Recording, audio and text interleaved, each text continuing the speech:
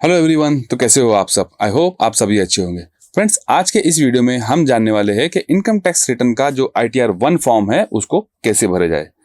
आपको बता दूं कि ये फॉर्म भरने से पहले कुछ डिटेल्स है जो आपको जानना बहुत जरूरी है कि ये फॉर्म जो है एप्लीकेबल किसे होता है। तो सबसे पहले हम देख लेते हैं कि ये जो फॉर्म है ITR 1 फॉर्म ये किसे एप्लीकेबल होता है।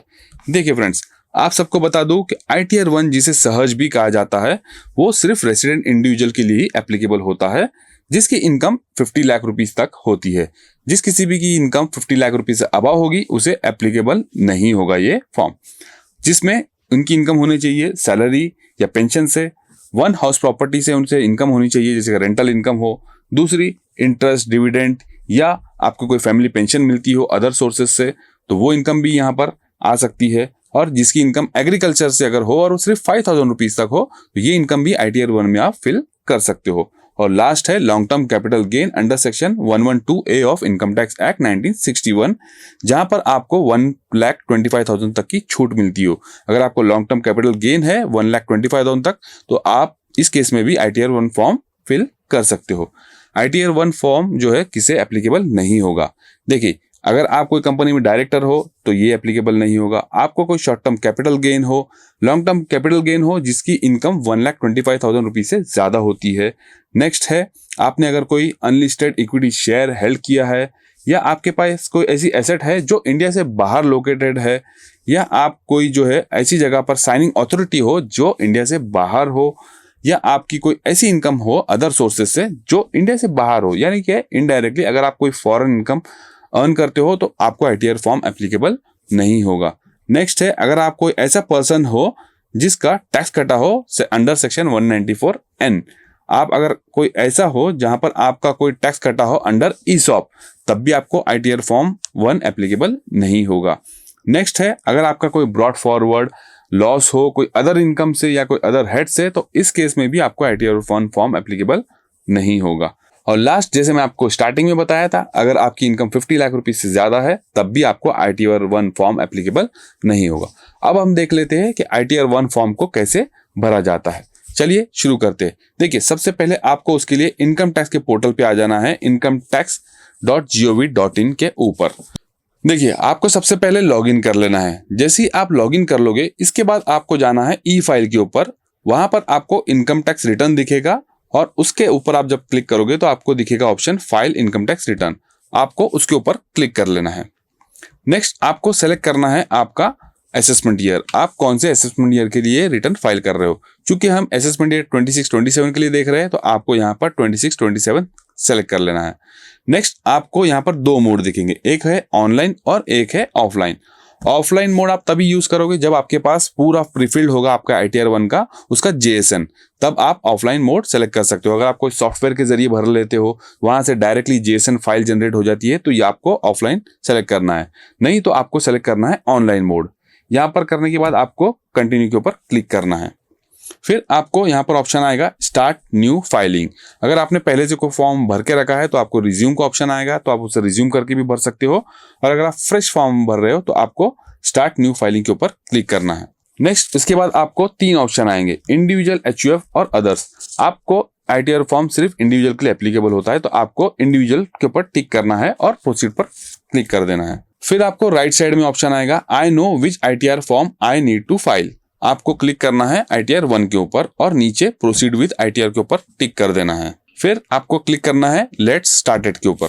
फिर आपको यहाँ पर पूछा जाएगा are you filing the income tax return for the following reason. देखिए, अगर आपकी बेसिक एग्जाम्पशन से लिमिट से ज्यादा इनकम है तो आपको यहाँ पर ऊपर टिक करना है, नहीं तो नीचे जो ऑप्शन दिए है आपको उसके ऊपर टिक कर लेना है।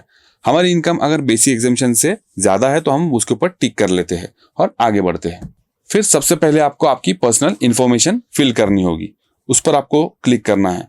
देखिए, यहाँ पर जो है बहुत सारा डाटा जो है आपका प्रीफिल्ड आ जाएगा, जो भी आपका नाम वगैरह है, आपका मोबाइल, ईमेल ID, आपका एड्रेस, ये सारी चीज़ें जो है यहाँ पर प्रीफिल्ड आ जाएगी।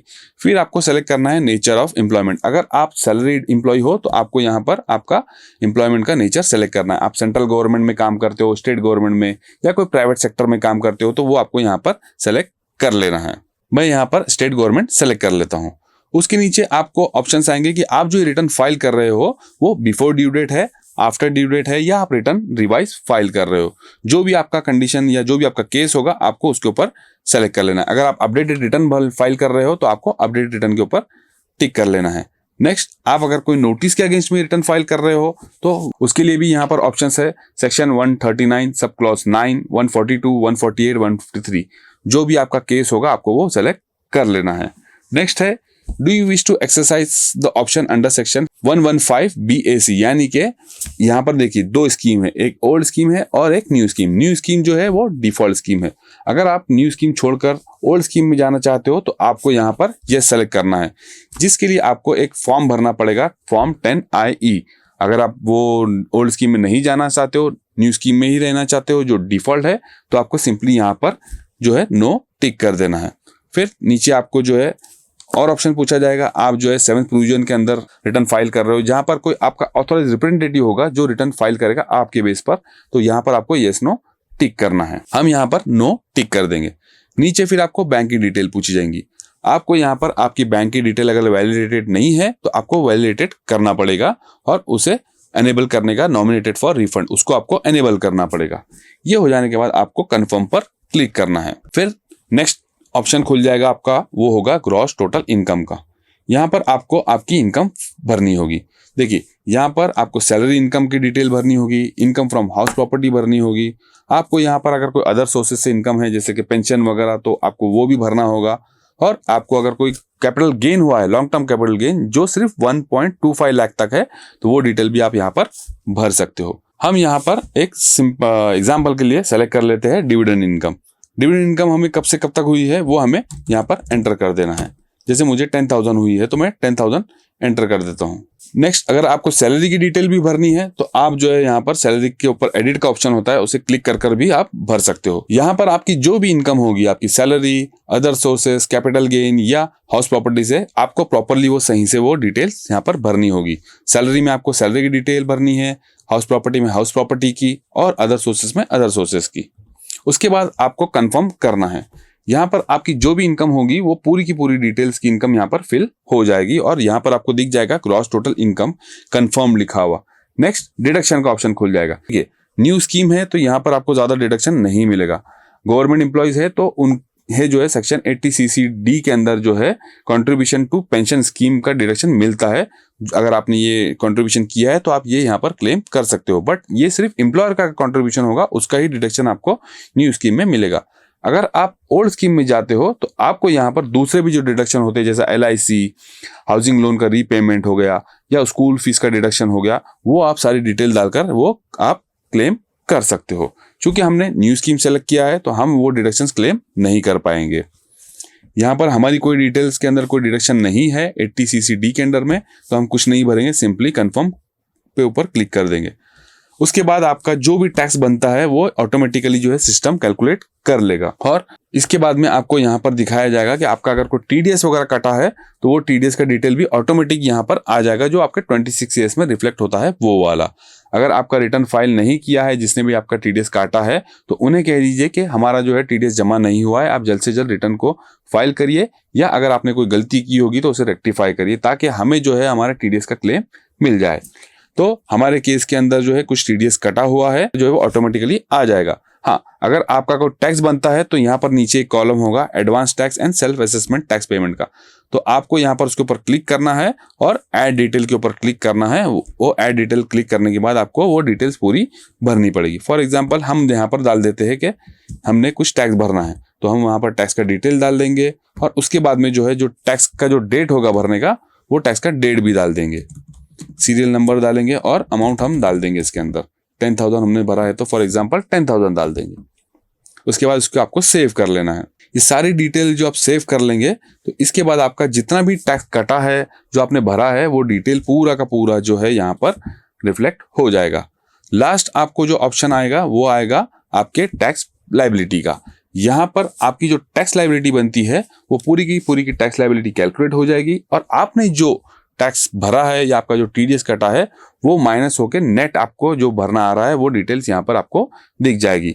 अगर आपने टैक्स भर दिया है तो यहाँ पर आपको नील आएगा अमाउंट, और अगर आपका टैक्स भरने से रह गया है तो आपको टैक्स पे करना पड़ेगा, और टैक्स भरने के बाद वो डिटेल ऊपर का जो कॉलम होगा सेल्फ असेसमेंट का, उसके अंदर वो डिटेल्स भरनी पड़ेगी। तो देखिए हमारे केस के अंदर जो है यहाँ पे ग्रॉस टोटल इनकम आ गई है हमारी 12,50,000 रुपीज़ की, और कंपटीशन के हिसाब से हमारा जो टैक्स बन रहा है वो बन रहा है टोटल 67,607 रुपीज़ का। यहाँ पर टोटल आपको वो पूरा अमाउंट आ जाएगा जितनी आपका टैक्स की लायबिलिटी बनती है वो वाली। फिर आपको यहाँ पर कंफर्म पर क्लिक करना है। जैसे ही आप कंफर्म के ऊपर क्लिक करोगे, नेक्स्ट आपको प्रोसीड फॉर वेरिफिकेशन आ जाएगा। ध्यान रहे यहाँ पर आपकी लायबिलिटी 0 आनी चाहिए। क्यों? क्योंकि अगर आपकी लायबिलिटी 0 नहीं आती है तो आपको जो है टैक्स आगे जाकर नोटिस आएगा, उसके जरिए आपको ये भरना पड़ेगा।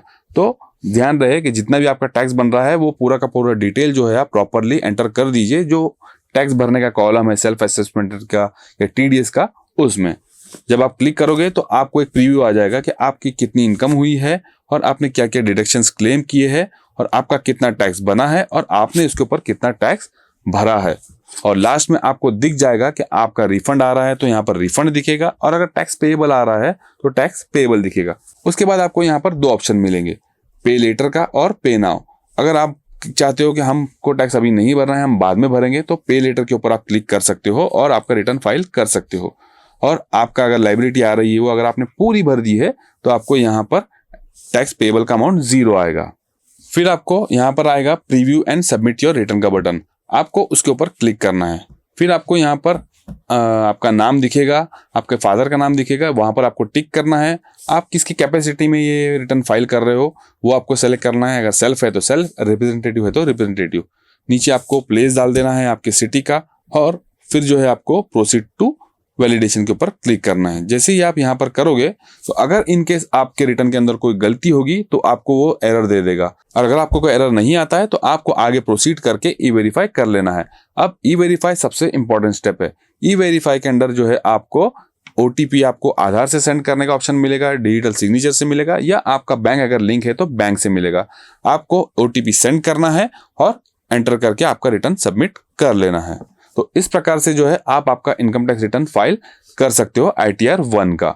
ध्यान रहे आपकी इनकम 50 लाख से अंडर है तभी आप ये फॉर्म फिल कर सकते हो। तो फ्रेंड्स, आई होप आपको ये प्रोसीजर आसान लगा हो और इन्फॉर्मेटिव लगा हो, और अगर आसान लगा हो तो मेरे चैनल को सब्सक्राइब करना ना भूलिए, और वीडियो पसंद आती हो तो वीडियो को लाइक और शेयर करना ना भूलिए। चलिए मिलते हैं अगले वीडियो में, तब तक के लिए गुड बाय।